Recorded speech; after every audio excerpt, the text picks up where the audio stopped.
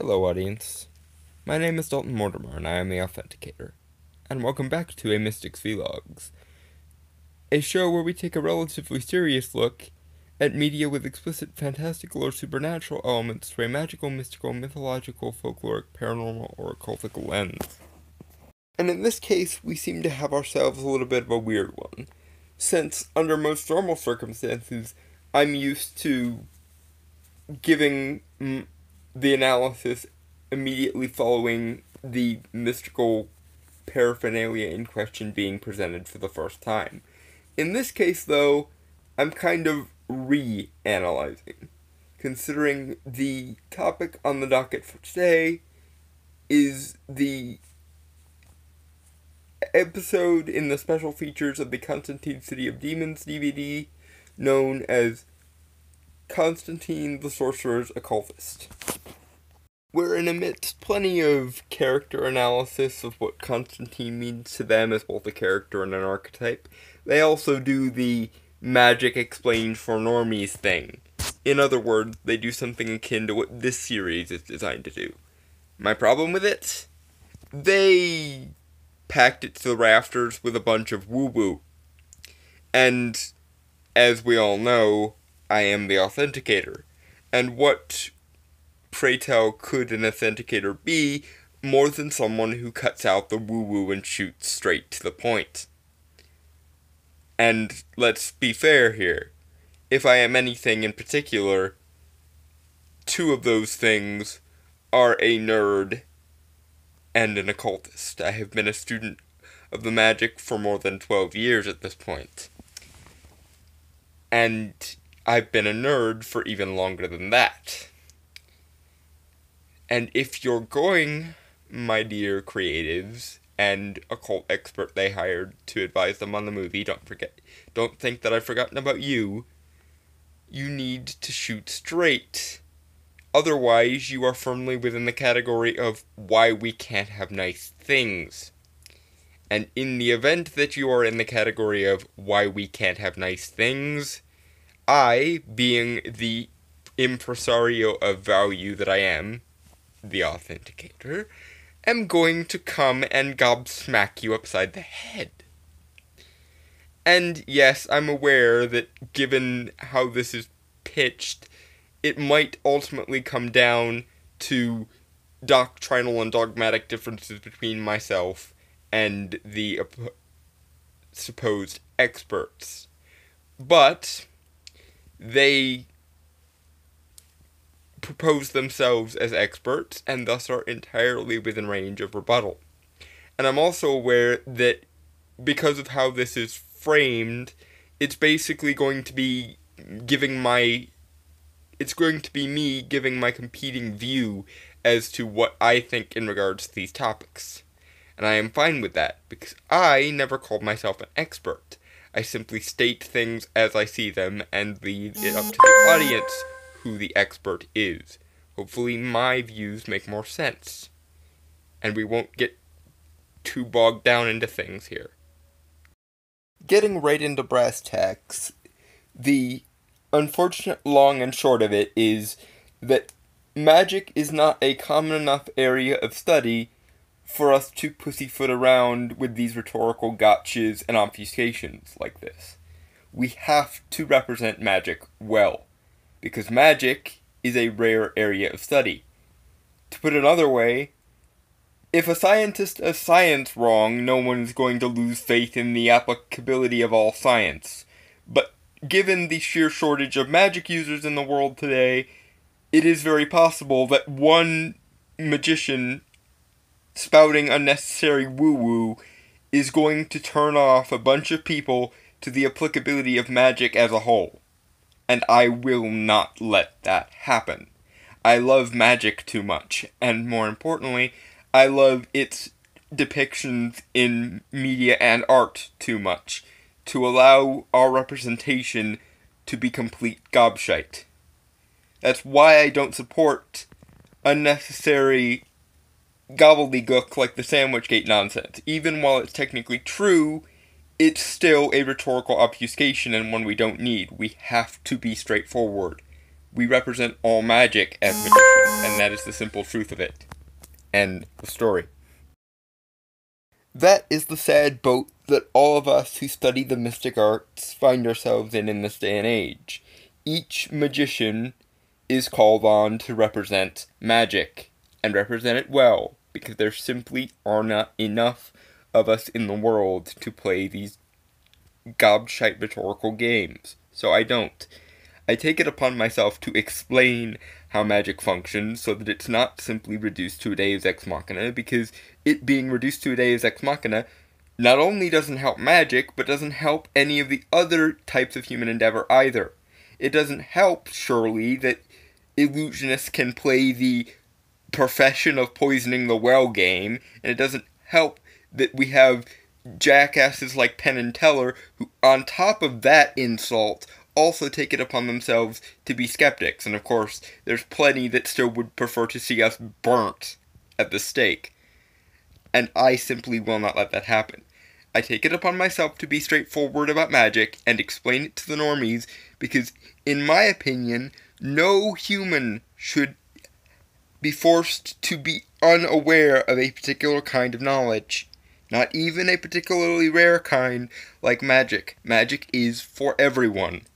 And so we have to treat it like it's for everyone. As much as we might like the rhetorical obfuscations and the gotchas and the feeling superior to people, magic should be for everyone. And the sooner we get to that, the better. So I take advantage of my position at the center of the Venn diagram of magic and geekery. And on that note, let me continue to do that, with Constantine, the Sorcerer's Occultist. Enjoy, everyone. I'm sorry the intro was so long. To begin with, let's go ahead and establish our cast of this little magical minstrel menagerie here. We have Butch Levesque, David Goyer, and Jason Lauv or Love. I apologize if I'm mispronouncing that, but your name was spelled oddly, so I had to. Anyway, they are our writer, producer, and occult expert, in air quotes, respectively. And I will go into each of their little fuck-ups as we go, although I have to say I'm not really mad at Luke. Bollocks. I'm not mad at Butch or David, I'm mostly mad at Jason, because he was meant to be the occult expert, and he talked a load of bollocks. And the worst part is, in the loosest, most charitable sense, a lot of what he said is at least arguable, but you're talking to the normiest of the normies here. Or at least the mid-level normies who were interested enough to look into this stuff in the first place. And what you said is going to come off as the new ageiest, hippiest of woo, my friend. So, my respect for you aside, and I probably will be buying your book one of these days, I'm going to be rather harsh to all three of you, in varying degrees. I'm sorry. This is probably going to end up setting the tone more than I would like, but I'm going to begin by nitpicking the shit out of their opening little salvo here. They do that cold opening thing where before the credits are credits, they do little sound bites and whatnot, and I'm just going to take all their little sound bites on board and go through the bits that I found to be overly ambiguous, because part of this is going to be me de-ambiguizing all of the ambiguous shit and correcting the places where they're flat out wrong, and there'll probably be quite a bit of overlap there, but que sera, sera. To begin with, I believe it's Mr. Goyer who says that prior to Constantine, magical characters were to some degree unrelatable, and I have to call a certain degree of bullshit on this, just as a point of order, because it's two different kinds of archetypes, you see. In the case of characters like Doctor Strange, Dr. Fate, Dr. Occult, Dr. Spectre, and so on, what you had was the upper middle class, or just straight up upper class, scholar mage, the occult scholar who was well versed and well educated in magic as a form of scholarship and as a formal discipline. And no, it's not particularly unusual to have a quote-unquote blue-collar mage. I mean, for as long as magical storytelling has been a thing, you've had things like the village wise woman, the local cunning man, the gypsy mystic, the voodoo priest, the conjure doctor, etc., etc. So no, it's not some unusual thing that was applied solely to Constantine or was a new revelation when Constantine did it. It was just essentially reincorporating a slightly more foreign archetype into a fairly homogeneous mix. And the reason why the magical scholar or the scholar mage showed up more often in comic books until Constantine came along was a lot of the things that Constantine did were lower scale. He was a street mage, whereas in comics, because, everything in comics is amped up to the nth degree, you had quasi-Lovecraftian world-ending shit on the regular. And you had to have the person who was weighed down by the responsibilities of magical knowledge. Otherwise, there goes the proverbial neighborhood. And by the neighborhood, I mean the entire goddamn fundamentals of existence. Doesn't mean that the other archetype didn't happen before then either, because of course, characters like Brother Voodoo, and just most voodoo characters in general, because that was the archetype in that particular circle, and most gypsies, for that matter, were very much the lower class or the folk magician archetype. Constantine's innovation was kind of combining them together. He was an occult expert who was an expert in the kinds of folk magic that usually were reserved for the lower classes, quote unquote. I don't particularly like framing things in terms of class, but that's the easiest way to get this around in shorthand. And no, it's also not particularly unusual, Mr. Loeb, to have characters that are occult-based in comics that actually get the occult right to some degree. That's one of the reasons I like comics. Comics get the occult right more often than most mediums, because very much the kinds of people who wrote comics were the eccentrics and the underlings of society who dabbled in the kind of esoteric stuff. I mean, from the beginning of the pulps, you had people who were well versed in the Golden Dawn, people who were H.P. Lovecraft fanboys, people who were into drug culture and psychedelia before even the 60s. I mean, even the basically on the fringes of the occult people like Steve Ditko were basically philosophical wanderers who did things for the sheer eccentricity of it. So, yeah, that's not an unusual thing either, and I kind of resent that implication, Mr. Loeb. Constantine didn't bring any greater degree of accuracy to comics. He was just the epitome of a lot of things that were already in the undercurrents of comics at the time.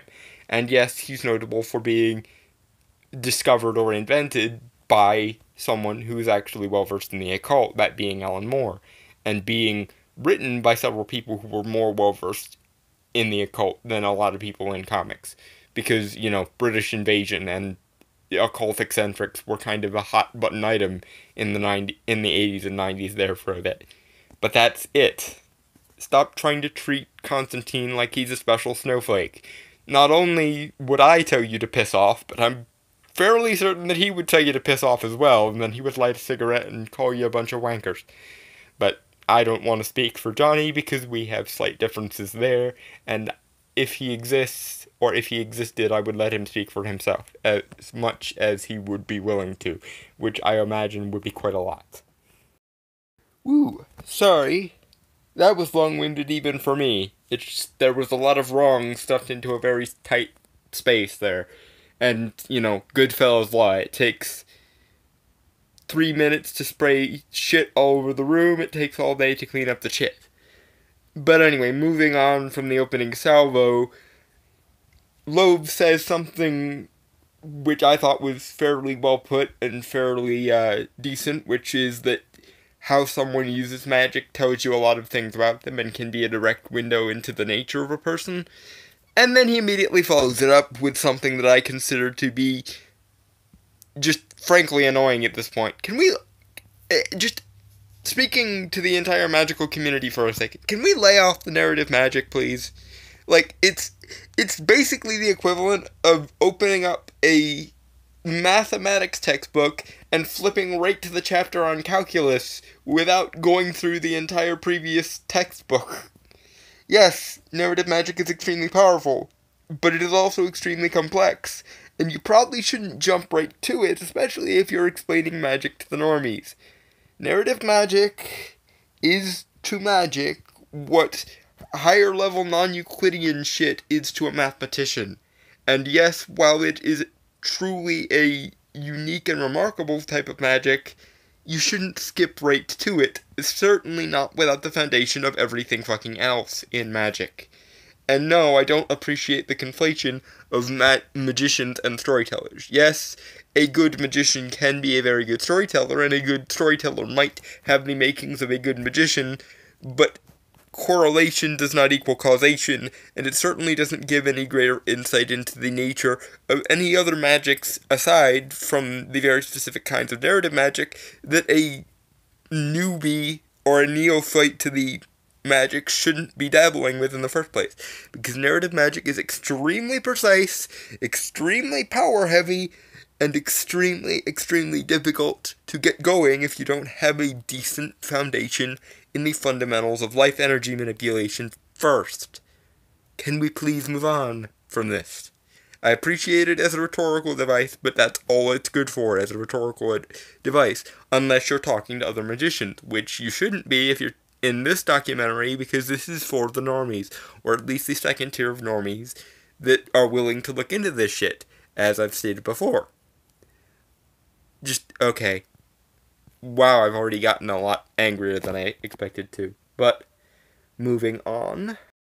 Okay, let's see. Goyer makes a relatively facile point conflating, or connecting Johnny with a Sin Eater, and then conflating a Sin Eater with a scapegoat, which is several different layers wrong, but I only have so much patience and only have so much time because I would like to keep this within a relatively reasonable length. So we're going to skip gingerly over that because there's so much stupid there that it almost deserves to be its own episode. But moving on, because then Loathe says something. This is the problem. Loathe seems to be primarily, at least from what I'm seeing here, an internalist, which is to say someone who is focused on the internal spiritual aspects of magic, the magic as a spiritual path, more so than he is magic as a practical scholarly discipline. And to be fair, you need a little bit of both. As above, so below, as within, so without, as they say. But he seems very much overly in favor of the internal aspect and downplays significantly the external aspects, which I wouldn't necessarily even mind, because for this kind of thing where you basically just need a theoretical understanding of magic, that can work fine. My issue is when he basically, by virtue of the way this is set up, conflates that all magicians are very much the same way. We are not. Magicians like myself see the necessity of both sides of the coin. The internal sort of structuring of the self, yes, but also the external, practical, mechanical, and metaphysical aspects of it, which is to say, manipulating causality and engineering coincidence, as he says, although in the way he says it, I don't think he means it in the same way that I mean it. I mean it in the sense that to a magician, there is no such thing as a closed system. To a magician, the world is one giant Rube Goldberg machine, and a large part of what magic is using one's own life energy as a mechanism to manipulate the aspects of that cosmic Rube Goldberg machine to sort of engineer coincidence. Think of it like a Final Destination movie. The sort of way that, much like a Rube Goldberg machine, whenever that version of death kills someone, everything just sort of lines up, and then you get basically from point A to point B in a given death scene. That's largely how the most basic of magic works. It's fundamentally probability manipulation is what it is. But like I said, it very much has to do with understanding that in magic there is no such thing as a closed system. Everything is an open system, and using your own life energy, you can manipulate that energy into doing things just as a scientist might manipulate electromagnetic energy into doing things. And no, magical energy is not electromagnetic. That falls under the Clark's Law bullshit, and yes, that bullshit comes up later, and I'll address it when it comes up later, but I'm not going to spend too much time on it because Clark's Law is too much of a clusterfuck for even my patience levels. Fuck Clark's Law. But fuck this, magic is entirely internal bullshit that Loeb spins as well. This is one of those, in order to accurately portray a certain kind of magic, it might behoove you to not only get a magic user, but a magic user who is well versed in the specific kind of magic, as opposed to just any old generic magic user. In the same way that you wouldn't want to ask a Wiccan about John Constantine, because a lot of their stuff isn't going to be applicable, because most of Wicca deals primarily with the horizontal area, the, spirits of nature and so forth, and doesn't really have much to say, or doesn't believe in the perpendicular axis, which is to say angels, demons, and the whole hierarchy there. So, yeah, this is one of those. I appreciate that you went and got a magical expert, but you might want to have checked his specific kind of credentials first. And I'm not even mad necessarily at him, I'm just mad that he tried to conflate that with what all magicians do. And being as I am a kind of magician, no. I provide the counterexample to exactly what you're spewing. Fuck off. Okay, he starts to use a little bit of Buddhism and a little bit of Jungian psychology to sort of pad out what he's saying. And yes, there are similarities between magic and Buddhism. The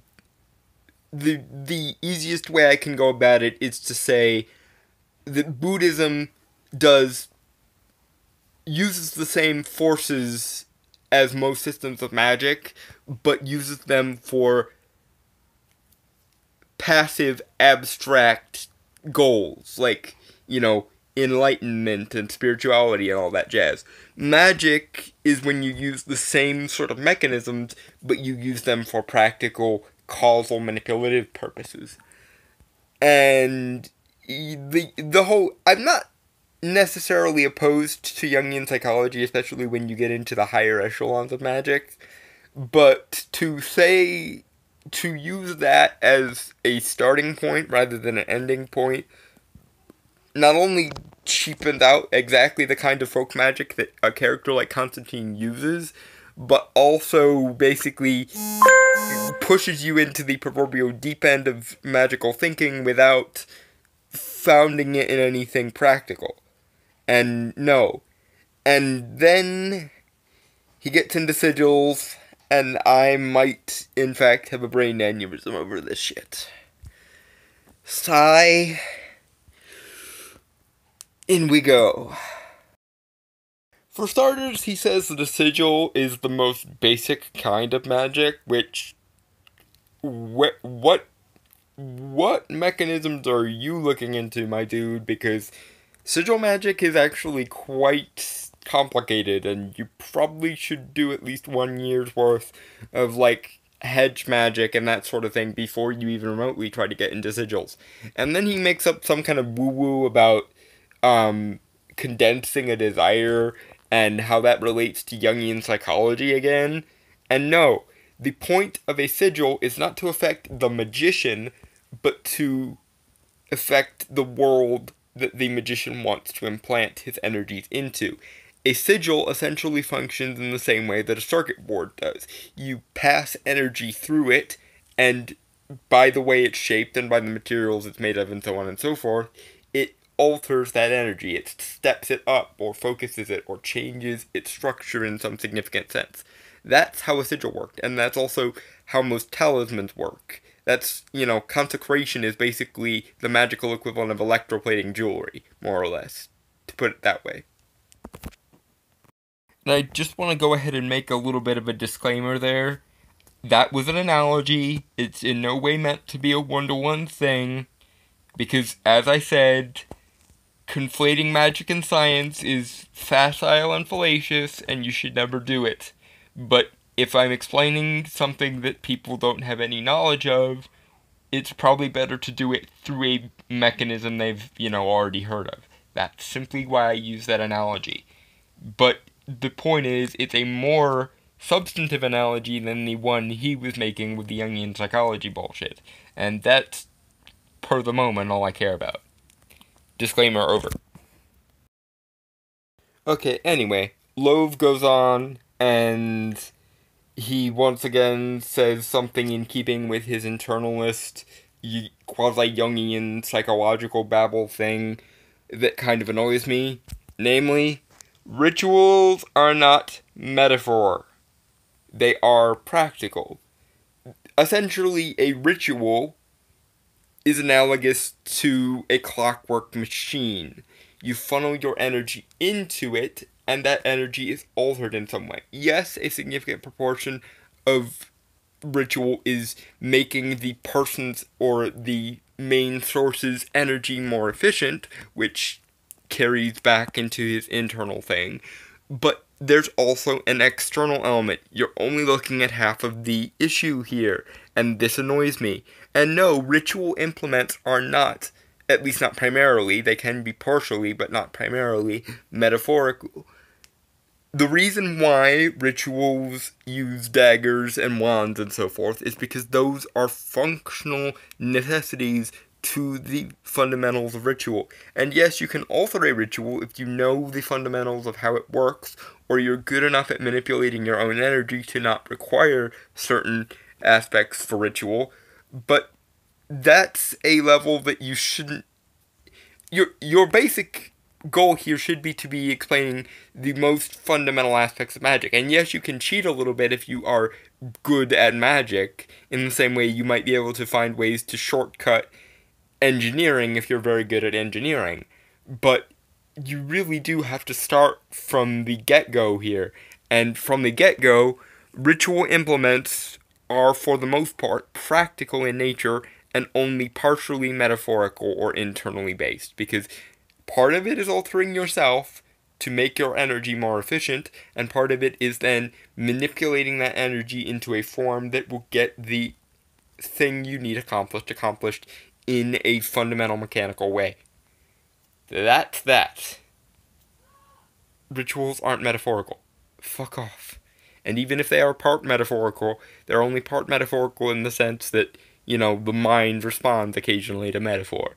And in most cases, it's better to forego the metaphor entirely and just strip things down to their metamechanical or metaphysical fundamentals. But then again, that's just me, and now I'm starting to get really fucking annoyed at this guy. Even though I respect him as a magician, and I'm certain if we were talking to each other, we would have less problems with this, but I don't think he's thinking in terms of explaining to the normies. I think he's stuck too much in the mystical expert bubble, and thus kind of skipping over some of the necessary things he needs to do in order to properly explain shit. And there, sir, I do have a problem with you, because I am the authenticator, and keeping things on their fundamental basics and determining the fundamental value of a given thing objectively as possible is my job. So fuck you.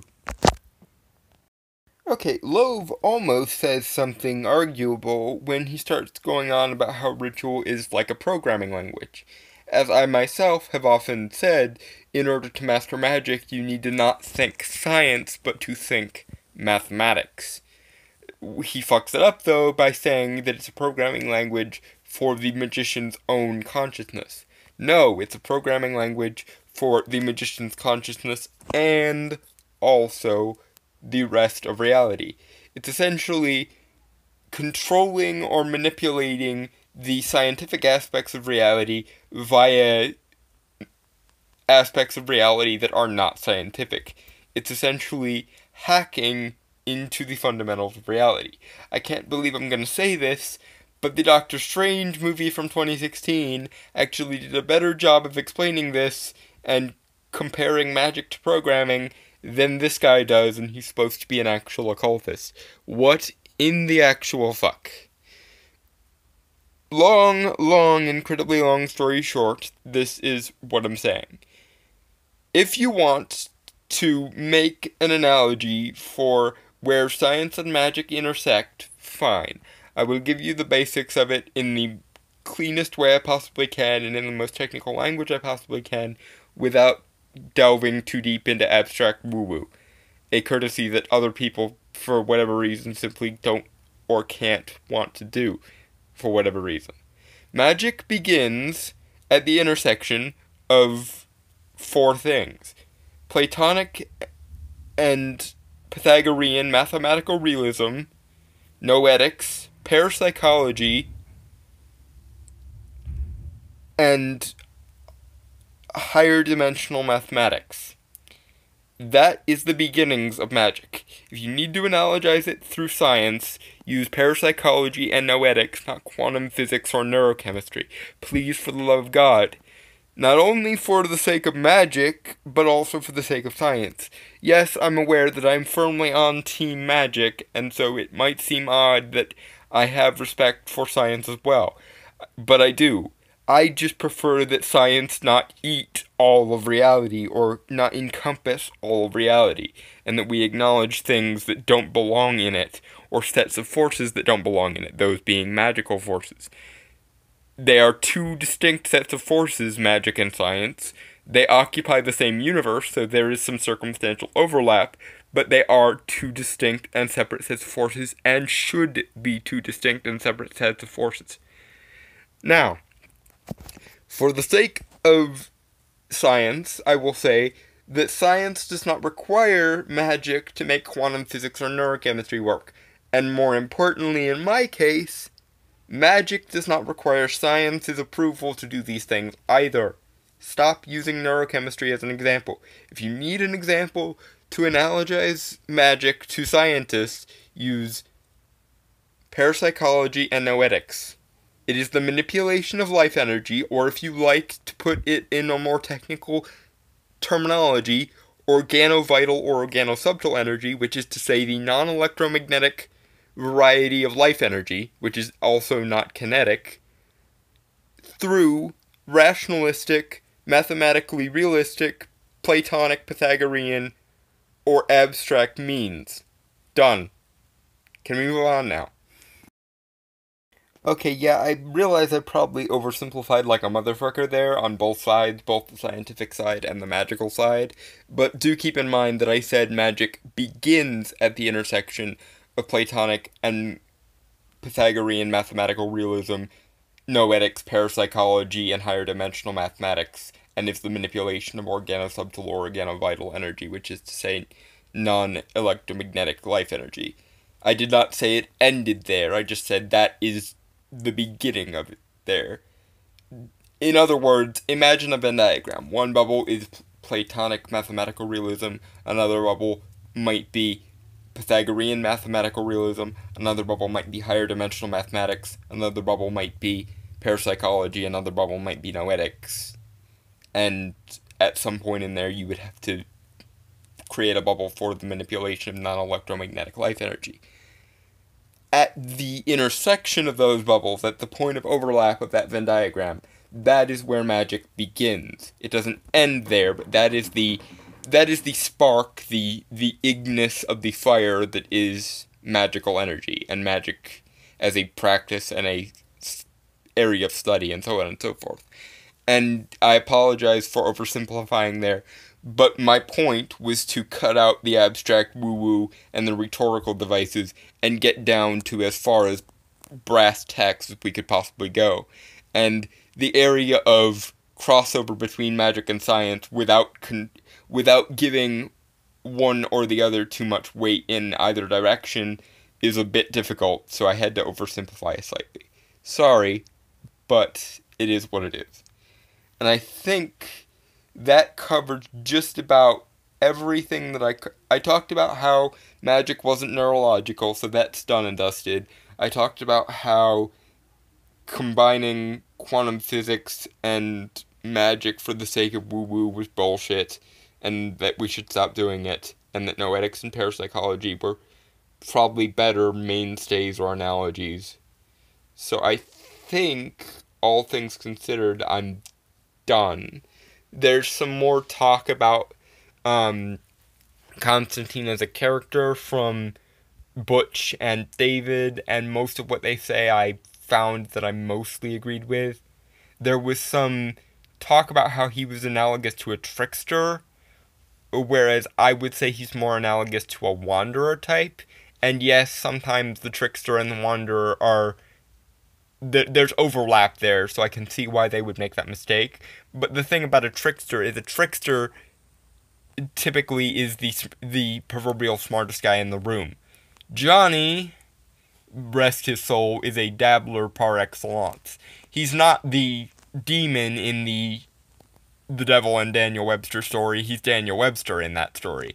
Same thing with Faust. He's less like Mephistopheles and more like Faust. Yes, he's actually quite similar to Baba Yaga in that people seek him out and they don't usually like the consequences of seeking him out, but they need him anyway. So I get what they were going for, but it was just a tiniest bit overly subjective and sloppy, and it was unnecessarily so. So now that that's done and dusted, I think that's roughly about the way it can end. And considering that we've been going for more than 35 minutes, and this might be the longest A Mystic's Dialogue segment I've done, I think we better, especially considering that what I was responding to was only like 13 minutes long, and, the only reason why it's so long is because, like I said, Goodfellas law, it takes 3 minutes to spray shit all over the walls, it takes all day to clean up the shit. And there was 13 minutes packed with a bunch of unnecessarily subjective, unnecessarily abstract, rhetorical double talk woo-woo, and I had to come in and tidy things up and be the proverbial spell checker, as I am, traditionally want to do. And yes, I meant spell checker in the double meaning pun kind of way, not in the literal way. Because, spells, hence spell checker, lol, lol. Yeah, I know. My humor's terrible, and I'll stop talking. But I hope you all enjoyed this. I know it was a lot ramblier than usual, but when it comes to magic, and especially explaining to people who don't understand magic or don't have any background in magic, I get very, very touchy, because I truly do believe that magic in its essence belongs to everybody, and everybody should be allowed to study and understand it. And it's actually more necessary that you explain it if it's not understood. And I know sometimes it might even come across that I'm somewhat against, other types of human endeavor. I'm not. In fact, I'm in favor of all the kinds of human endeavor. I'm in favor of art, I'm in favor of science, I'm in favor of religion, I'm in favor of philosophy, and so on and so on. I just think that no one type of perspective or no one type of thinking should be allowed to dominate all of reality or subsume all of reality. So when there's an imbalance there, I feel it's necessary for us to focus on the underserved aspect or underserved variety of human endeavor. I want to see magic put alongside science, religion, philosophy, and art as a fundamental pillar of human civilization, and have all the pillars have relatively equal footing. No, science, you don't get to dominate all of reality, and no, I wouldn't allow that even if it was magic, or even if it was religion, or even if it was philosophy. No one type of perspective gets to dominate all of reality. Reality is complex, and you need multiple systems and multiple varieties of thought to catalog all of reality. There are non-scientific, not unscientific, but non-scientific aspects of reality, and as long as those exist, we need non-scientific, as opposed to unscientific, ways of understanding them. End of story. And on that note, I'm going to call it a day and say that I will see you all next time. Cheers, everyone. I will see you all next time. Thank you. Once again, I have been the Authenticator.